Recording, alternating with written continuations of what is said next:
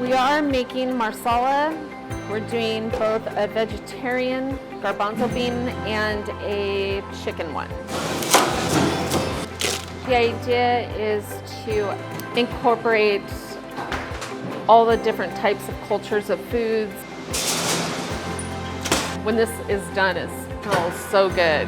The supervisors at the nutrition office, they develop a recipe that fits into the wellness program. Then they do a taste testing at one of the schools to make sure the kids will take it. It was good. Yeah, I like it.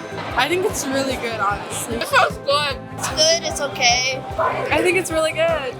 It's really good. I like that it's different from the other stuff they have. I'm kind of glad that they're adding more things into the menu. It was pretty good, but I mean, obviously it's not going to be authentic because, you know, not real Indians made it, but it had too much tomato, but other than that, it was pretty good. They get to try it first. We do little samples, and then they get to try something that maybe they've never even experienced before. It's a really good thing.